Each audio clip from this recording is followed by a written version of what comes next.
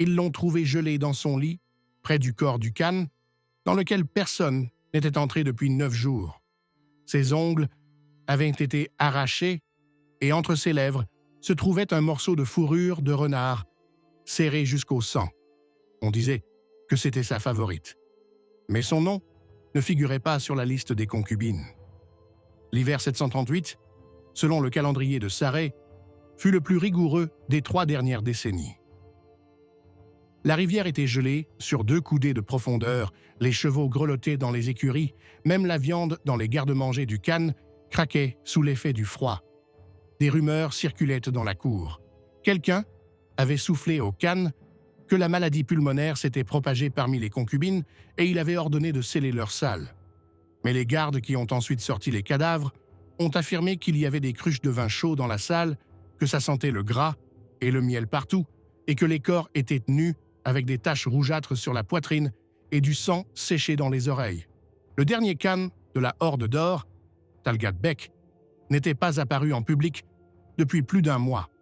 Selon les chroniques, il souffrait de violentes douleurs abdominales, d'une soif constante et de convulsions accompagnées de cris que l'on entendait même à travers les murs du palais. Le médecin de la cour, un vieil ouzbek nommé Kadjir, lui prescrivit une décoction de bouleau et de sang de chèvre, mais selon les gardes, il ne buvait que de l'eau pure. Un rapport portant la mention à l'usage exclusif des vizirs indiquait « Sa langue est noircie et lorsqu'il respire, un liquide noir s'écoule de ses narines. Ses yeux sont troubles, sa voix est rauque. Il parle à des femmes qui ne sont pas dans la pièce. » Extrait des procès-verbaux secrets conservés dans les archives de Boukhara. Selon les informations fournies par la garde rapprochée, le Khan interdisait de changer son lit. Il ordonnait de recouvrir ses plaies de plumes d'oiseaux et de ne pas toucher les cicatrices sur son dos, affirmant que c'était des signes du ciel. Il ne mangeait que de la viande arrosée de sang et ordonnait qu'on lui apporte des vierges.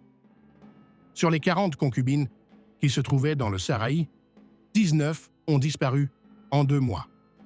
Les corps de 6 d'entre elles ont été retrouvés dans un lac gelé, nus, avec des marques bleuâtres sur la gorge. Les autres n'ont pas été retrouvés. Dans une note personnelle laissée sur un parchemin, le vizir Jalaya écrit « Il a ordonné de repeindre en blanc tous les murs du harem, car la saleté parle. » Les domestiques se sont plaints d'une odeur nauséabonde provenant de la chambre d'hiver, une odeur putride, écœurante, mêlée d'une odeur de fer. Les murs de la chambre étaient recouverts de peau imprégnée de sueur, de graisse et de sang. Les serviteurs y entraient avec des chiffons sur le visage et perdaient rapidement connaissance. Lorsque le Khan commença à uriner par caillots, ressemblant à de la résine bouillie, on lui fit boire de la bile humaine. On pensait que cela brûlerait la pourriture interne. Mais cela ne provoqua que des convulsions. Il était secoué de tremblements, son visage noirci. Sa peau se fissura sur les tempes. Le médecin de la cour nota « Il ne peut plus s'asseoir. Il faut l'attacher au dossier du trône, sinon il glisse dans ses propres excréments. » Il refusait d'être lavé, affirmant que l'eau lui faisait mal. Des ulcères apparurent sur ses épaules. D'abord, de la taille d'une pièce de monnaie, puis de la taille d'une paume. Il suintait un liquide trouble qui sentait les œufs pourris. Sur ordre du Khan lui-même, un deuxième mur fut érigé autour de la chambre d'hiver. Une seule personne avait accès à l'intérieur, un garde nommé Kadir. 3 jours plus tard, on le retrouva mort, le ventre ouvert. Ses intestins avaient été retirés et disposés en cercle autour du seuil de la chambre. Une note adressée au grand vizir indiquait « C'est un signe. » Il ne voulait pas laisser entrer la femme qui ressemblait à sa mère. Selon plusieurs concubines, cette femme était la plus silencieuse de toutes. Elle n'avait pas de nom. Elle ne parlait jamais, mais le Khan lui permettait de toucher son dos, et à elle seule. Des cris, parfois des hurlements, continuaient de retentir dans les appartements. Puis le silence. 9 jours plus tard, la porte fut enfoncée. Il faisait froid dans la pièce, Les fenêtres étaient gelées de l'intérieur, les bougies éteintes depuis longtemps. Le corps du khan gisait sur le côté, la bouche ouverte, la langue pendante. Les plaies sur son visage étaient devenues grises, ses oreilles et ses yeux coulaient. Il y avait une odeur de chair, en décomposition. Sur sa poitrine, on voyait des traces de griffes, comme si quelqu'un l'avait saisi violemment au cœur.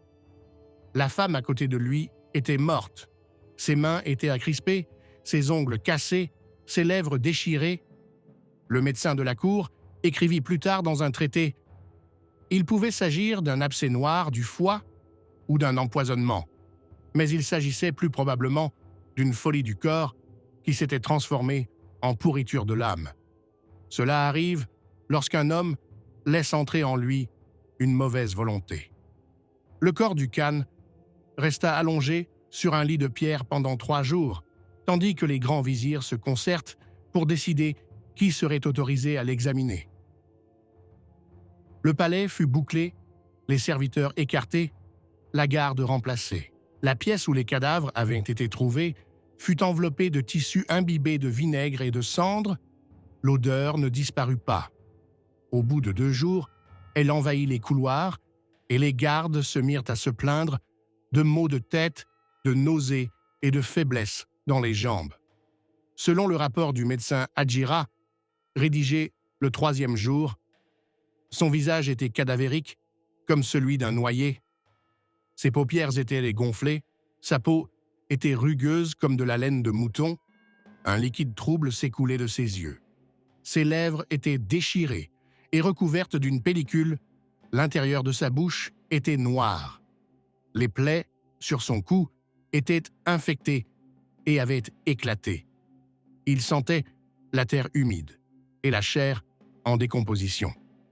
2 des 3 assistants qui avaient procédé à l'examen externe sont ensuite tombés malades avec une forte fièvre et n'ont pas repris conscience. Leurs corps ont été brûlés dans la cour arrière sans cérémonie. Les médecins se sont disputés pour savoir s'il fallait autopsier le corps. Les anciens ont proposé de simplement le laver à la vodka, de le frotter avec du sel et de le brûler avec ses appartements. Mais le conseil du khan exigeait un rapport. 2 jours plus tard, le cadavre a été transporté dans une pièce séparée. Le transfert a été accompagné de vomissements chez les porteurs, une masse sombre et visqueuse qui sentait la graisse brûlée est restée sous le dos du khan. Son dos était couvert de plaies, de moisissures et de traces de griffes, comme s'il s'était lui-même écorché jusqu'à l'os. Les courtisans se mirent à se disputer pour savoir qui était responsable. Certains murmuraient qu'une femme sans nom avait été envoyée par des étrangers et introduite dans le harem sur ordre des princes occidentaux. D'autres affirmaient que le khan avait lui-même invoqué, à travers la fumée, quelque chose qu'il n'avait ensuite pas pu maîtriser. Extrait des archives du vizir Nour Mohammed. Une nuit, je l'ai entendu crier qu'une bête s'était installée dans son cœur, qu'il sentait des griffes sous ses côtes et que lorsqu'il dormait, quelqu'un lui léchait la gorge de l'intérieur.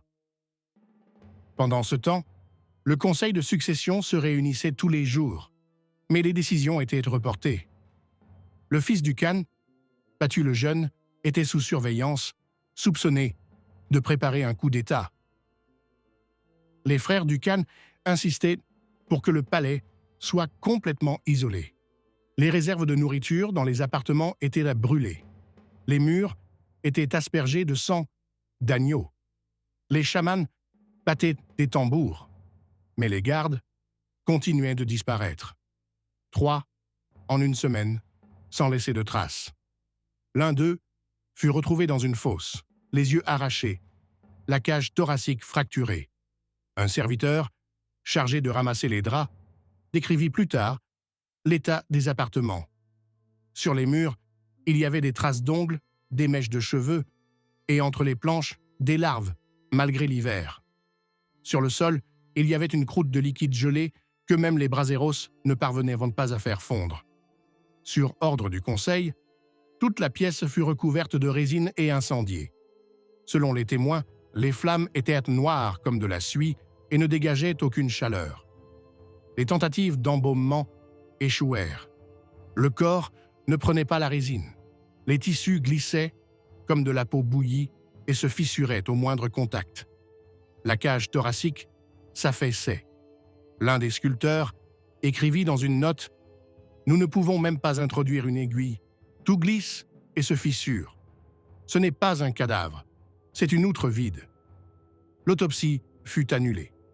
À la place, on ordonna d'envelopper le corps dans des tissus imbibés de vinaigre et de le plonger dans un tonneau rempli de cire. Mais la cire se fissura au bout d'une journée. Pendant ce temps, des rumeurs commencèrent à circuler dans la ville. Des marchands se rassemblèrent aux portes du Sarré pour demander qui était désormais au pouvoir. Les chamans des marchés prédisaient une famine glaciale. Les gens disaient que de l'eau chaude avec un goût de fer coulait des puits et que des chuchotements de femmes s'entendaient dans les ovins. Plusieurs femmes qui servaient dans le harem avaient disparu. On soupçonnait des meurtres. Extrait d'une lettre de l'ambassadeur de Bukhara. « Hier, on m'a dit que le harem était fermé, mais on entend des cris chaque nuit. Des rumeurs circulent selon lesquelles quelqu'un tenterait de continuer les rites funéraires sur le corps du défunt. On dit que son cœur n'a pas pourri. » Au bout de 4 semaines, le corps du Khan fut secrètement transporté hors de la ville, enveloppé dans 6 couches de tissu. Il fut ordonné de ne pas l'enterrer, mais de l'emmurer dans le sous-sol d'un pavillon de chasse. Cependant, il s'avéra plus tard que la pièce avait gonflé de l'intérieur et qu'une odeur nauséabonde s'en dégageait. Le bâtiment fut alors démoli et brûlé avec le corps sans attendre l'aube. Et pourtant, selon des rapports provenant des villages orientaux, un mois après l'incinération, des garçons sans visage apparurent, errant sur les routes et parlant l'ancien dialecte de la Horde. On les tua, mais ils revenaient. Et dans la maison du grand vizir, des taches rouges apparurent sur les murs, impossibles à nettoyer. 17 jours s'écoulèrent après l'incinération des corps. Pendant tout ce temps, aucune fenêtre ne fut ouverte dans le quartier général. Les tapis qui recouvraient le sol furent enroulés et emportés sur la glace de la Volga, où ils furent brûlés avec du bois, de l'urine de mouton et un morceau d'icône. L'air dans le palais restait irrespirable. Certains le décrivaient comme un bandage moisi posé sur la bouche. Le conseil, n'ayant pas réussi à choisir un nouveau khan, se divisa en 2 camps. Les uns soutenaient la candidature du frère du défunt, Shagai, un vieil homme paralysé qui n'avait pas quitté son lit depuis l'automne. D'autres amenaient secrètement les jeunes fils des concubines pour les faire prêter serment, espérant les utiliser comme écran pour leur propre pouvoir. Presque toutes les femmes qui avaient survécu au mois de décembre furent envoyées dans des aouls éloignés ou étouffées dans des bains publics. La recherche de celle-là, la concubine anonyme qui aurait empoisonné le souverain, n'a pas été officiellement menée. Dans le rapport du serviteur de Chiral, on dit qu'elle n'est plus là, mais j'ai vu l'une des servantes du bain se pendre à l'intestin d'un bassin ensanglanté et ses cheveux étaient noirs comme les siens. Le corps a été brûlé sans identification. Pendant ce temps, les morts continuaient de s'accumuler. Le graveur en chef, qui vivait à la cour depuis son enfance, est soudainement devenu fou, s'est coupé la langue et est mort dans sa chambre. Sa langue n'a pas été retrouvée sur le sol, mais dans la gueule d'un bouc, attaché dans la cour. Le chirurgien qui l'examina déclara « Il n'y a aucune trace de violence sur la gorge. On ne comprend pas comment la langue a pu être placée là. La gueule de l'animal est fermée, mais pas déchirée. » La nuit, quelqu'un continuait à déposer des offrandes dans les appartements vides du khan, du miel, des pièces de monnaie, des cheveux et des œufs noirs. Les gardes affirmaient que personne n'avait franchi le seuil. 6 soldats se sont relayés en une journée. L'un d'eux s'est enfui dans la steppe et n'a jamais été retrouvé. Un autre s'est cogné le visage contre la glace d'un puits au sud et est mort de froid, serrant dans ses mains une touffe de laine. Les médecins ont insisté sur le fait que la mort du Khan était due à une putréfaction interne causée par une surchauffe du foie. Ils ont décrit un tableau de décomposition sans chaleur, un état rare dans lequel le corps perd son feu intérieur et commence à pourrir vivant. Dans un traité rédigé à partir de ces observations, le savant Nassara écrit « Au 4e jour, ses ongles sont tombés. Ses paupières se sont fendues. Un liquide putride semblable à du saindoux a coulé de ses oreilles. J'ai remarqué que les organes internes semblaient continuer à bouger même après l'arrêt complet du cœur, comme si les intestins se retournaient d'eux-mêmes. Son ouvrage a été interdit 1 mois après sa rédaction et brûlé. Les prêtres refusaient de réciter des prières. L'un d'eux affirmait que du sang coulait de sa bouche au moment de la lecture. Un autre criait qu'il entendait des chants gravés sur les os. Le vizir Burak, qui avait personnellement supervisé le transport du corps, commença à s'étouffer dans son sommeil et mourut la 7e nuit, laissant des traces de griffes sur son oreiller. Les médecins constatèrent un arrêt cardiaque. Le peuple était maudit. La famine s'installa dans le camp, la farine sentait la moisissure, la viande pourrissait dans le froid. Les gens disaient que les derniers chevaux ne donnaient plus de descendance. Les femmes cessaient d'avoir leurs règles. On trouvait dans les rivières gelées des ossements de bébés enveloppés dans des tissus rouges. Dénonciation archivée d'un esclave de Tchingisbek. J'ai entendu de la fumée sortir d'une salle incendiée pendant la nuit et j'ai vu une silhouette maigre, sans visage, avec la poitrine enveloppée de cheveux. Elle grattait la porte et murmurait quelque chose comme « Laisse-moi sortir ». Ces paroles ont été consignées et lui-même a été retrouvé plus tard dans un puits. Sur son front, il y avait une marque gravée, semblable au symbole familial du Khan défunt. Certains membres du conseil ont insisté pour que le palais soit complètement abandonné. D'autres ont proposé de l'emmurer avec tous ceux qui s'y trouvaient. Mais aucune des deux parties n'osait agir la première.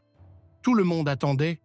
On disait que non seulement le harem, mais aussi le trône du Khan était désormais maudit et que le nouveau souverain, s'il montait sur le trône, mourrait au cours du même hiver. Quoi qu'il en soit, le conseil se retrouvait sans chef. Pendant ce temps, des détachements d'anciens alliés commencèrent à apparaître à la périphérie, non plus pour apporter leur tribut, mais pour s'emparer de territoires. Au printemps, les guerriers de Bulgare arrivèrent, et pour la première fois en 40 ans, ils ne s'inclinèrent pas devant le camp du Khan. L'Occident restait silencieux. L'Orient se préparait à passer à l'action. Et au cœur même du camp, on ne pouvait toujours pas ouvrir les fenêtres. À la fin du mois de février, lorsque la glace commença à se fissurer sur la Volga, des ambassadeurs de Timur-Kala arrivèrent au campement. Ils furent accueillis sans salut, sans chevaux et sans musique.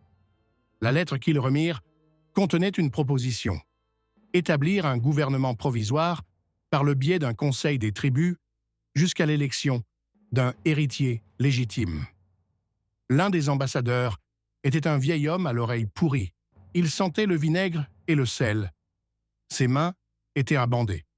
Il a dit « Vous pourrissez et vous refusez de le reconnaître. Tant qu'il y aura encore de la chaleur dans ces murs, nous ne prendrons rien. Ensuite, nous prendrons les cendres. » 2 jours avant leur arrivée, dans les appartements où dormait autrefois le Khan, une trace de sang réapparut. Elle s'étendait de la tombe jusqu'au lit, où il n'y avait plus personne. Il restait une empreinte sur le tissu, comme si quelqu'un s'était allongé sur le dos sur la peau, laissant une tache sombre et un liquide visqueux et huileux.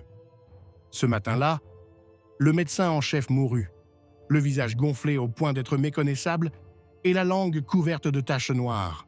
Le chirurgien, qui s'appelait Kodai, rédigea son rapport. Le foie s'est décomposé. La rate est devenue visqueuse. Les os ont commencé à se tordre vers l'intérieur. Je n'ai jamais vu cela, ni sur un champ de bataille, ni dans les fosses des bouchers. Il disparut le lendemain. Son assistant révéla plus tard « J'ai trouvé ses écrits. Il disait que le corps du Khan était encore vivant après la crémation, car le sang n'avait pas brûlé, mais s'était écoulé vers le bas. Ils croyaient que ce qu'ils avaient brûlé n'était qu'une enveloppe. À cette époque, seuls les membres du cercle restreint bénéficiaient encore d'une protection. L'accès aux appartements était restreint. Même les plus anciennes familles nobles se plaignaient de ne pas pouvoir présenter leur jeune fils pour faire confirmer leur statut. Les gardes postés devant les portes se comportaient de manière instable. L'un d'eux, resté à son poste pendant la nuit, s'est crevé les 2 yeux avec les bords tranchants d'un miroir rituel. Un autre s'est laissé mourir de faim. Il a refusé de manger et de boire, et est resté silencieux jusqu'à ce que son corps se décompose. On a retrouvé son corps dans un coin, les doigts brisés et la peau pétrifiée. Dans la note du prêtre Banozad, on peut lire « Personne ne veut enterrer le trône. Nous avons déjà enterré le corps, mais nous avons oublié le siège du pouvoir. Il est resté ici comme un fruit pourri qui ne tombe pas, mais pend. Les animaux ont commencé à trembler frénétiquement. Les chevaux se débarrassent de leur selle, les chiens mordent leur maître. Ce n'est pas la peste, c'est le reste de la volonté du mort. Le 5e jour du mois de mars, il fut décidé de sortir le trône du Khan, sculpté, recouvert de tissu et incrusté d'os. Les 2 sculpteurs qui se portèrent volontaires pour accomplir cette tâche moururent des suites de plaies qui leur avaient déchiré la peau du ventre. Le pus était gris et sentait le métal. Les vêtements furent brûlés. Le trône fut transporté sur la glace. 2 jours plus tard, un garçon du village le trouva. Il était assis dessus, dans l'eau glacée, les yeux vides, mort, mais souriant. Les femmes de la cour qui avaient survécu dans le harem se mirent à prier contre les murs. Certaines se couvrirent de suie et d'onguents à base de bile de mouton. Le 3e jour, malgré le froid, les murs de la chambre étaient qu'à couvert d'humidité. De minces filaments d'un liquide rougeâtre qui sentait le miel et la sueur apparaissaient sur les rebords des fenêtres. Certains appelaient cela des larmes, d'autres une malédiction. Au même moment, une femme considérée comme la dernière concubine du Khan commença à accoucher. Personne ne connaissait son nom. L'accouchement dura 6 jours. Tous les bébés qu'elle mit au monde étaient à mort. Elle garda le dernier, dont la peau ressemblait à celle d'un serpent, dans ses bras jusqu'à sa mort. On l'enterra avec lui dans un sac en pierre, sans prière. L'un des serviteurs affirma avoir entendu, la nuit suivant l'enterrement, l'enfant appeler quelqu'un par son nom, murmurant dans la neige « Rends-moi la lumière ». Au cours de la 6e semaine du printemps, des insectes commencèrent à sortir de la paroi sud du palais, d'abord seuls, puis en masse. On les attrapait, on les séchait, on les brûlait, on enduisait les murs de cendres, mais ils revenaient. Certains avaient des traces de duvet blanc, d'autres des lettres gravées sur le dos. Les vieilles prêtresses disaient que c'étaient des signes, le nom du défunt, son souffle, griffonné par morceaux. La nuit, on entendait des voix. Parfois, elles parlaient dans des langues que personne ne connaissait. Parfois, elles chantèrent quelque chose qui ressemblait à des chants funèbres des steppes. L'un des scribes a noté « Il chante le harem, une femme dans la glace, celle qui portait un enfant qui n'était pas vivant, mais un reflet. Elle était la clé, et maintenant, la porte est ouverte. » Cette note fut confisquée. Le scribe fut emmené enchaîné et noyé dans un sac. À ce moment-là, le pouvoir politique s'était complètement effondré. L'un des frères mourut d'une hémorragie des oreilles, l'autre devint fou se couvrit de graisse et se brûla vif dans le foyer. L'héritier, reconnu comme fils d'une concubine, fut étranglé le jour de sa reconnaissance. Les vizirs s'accusaient mutuellement de trahison. Certains tentèrent de s'enfuir, mais ils furent rattrapés par des chiens dressés pour la chasse dans la steppe. Ils étaient incontrôlables. Lorsque la dernière neige fondit, les premiers ossements apparurent dans les fondations du palais. Il y en avait plus de 20, petits, d'enfants, les articulations nettoyées. Certains étaient disposés en cercle, comme s'ils avaient été empilés à la main. Le rapport du garde disait « Sous les murs de la chambre, il y avait une niche. À l'intérieur, de la céramique, des cheveux, une pierre avec un visage gravé. Les yeux sur la pierre avaient été arrachés avec un couteau. On tenta d'embaumer à nouveau les cendres du Khan, en secret, de nuit, à huis clos. Le tissu dans lequel les cendres avaient été enveloppées se déchira au toucher. Ce n'était pas de la cendre qui s'en échappait, mais une masse gris-vert dans laquelle on trouva des fragments d'os, des morceaux de dents, des mèches de cheveux, des fils dorés et un morceau de bois sculpté avec un symbole solaire brûlé. Ça sentait la pourriture, la résine et le miel. L'un des embaumeurs perdit rapidement la vue. Le second se mit à crier que quelqu'un respirait à l'intérieur du sac. Il se pendit à la sangle du sac funéraire. Un autre fut retrouvé avec la cage thoracique fracturée, comme si quelqu'un se débattait de l'intérieur pour sortir. Lorsque le peuple apprit l'échec de la cérémonie, des émeutes éclatèrent. Les partisans de l'ancienne noblesse exigèrent le transfert de la capitale. Un groupe d'anciens, armés de couteaux, tenta de pénétrer dans le harem. Ils voulaient emmener les femmes restantes, qu'ils considéraient comme porteuses du sang-froid, capables de leur rendre le pouvoir. Leurs corps furent retrouvés un jour plus tard. L'un avait été décapité, l'autre éventré de laine à la gorge. Personne n'avait survécu. Toutes les traces menaient à un lit vide. Une lettre envoyée depuis le Sarré rapportait « Le camp a été pris. Le pouvoir n'a pas changé de main. Tout s'est dissous dans la peur et le sang. Nous n'avons pas récupéré les corps. Nous avons reçu un signe. Il n'y aura plus de Khan ici. Seulement des traces. » Les conséquences furent rapides et irréversibles. Plusieurs princes de la Horde se proclamèrent purs du sang des femmes. Ils détruisirent les anciens symboles, brûlèrent sur les tapis du harem, effacèrent le nom du défunt des sceaux.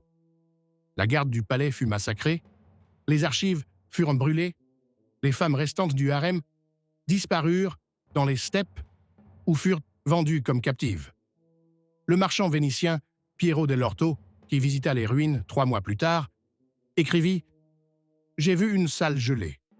Maculée de graisse et de mercure, il y avait des marques sur les murs comme des griffes. Une odeur de lait pourri flottait dans l'air. Le trône était pourri. Ni or, ni tissu, seulement l'obscurité. Les gens évitent cet endroit. Même les oiseaux ne volent pas. C'est comme un cercueil rempli de voix.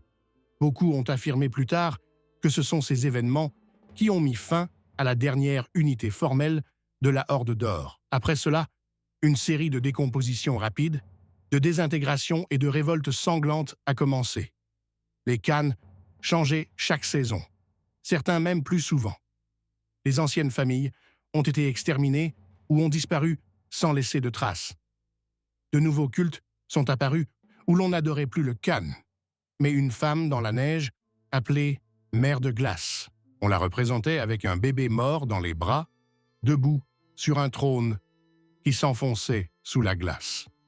C'est ainsi que prit fin une dynastie qui avait régné pendant des siècles et commença une époque où plus personne ne se disait descendant du grand, car la pourriture n'avait pas seulement détruit les corps, elle avait empoisonné l'idée même du pouvoir.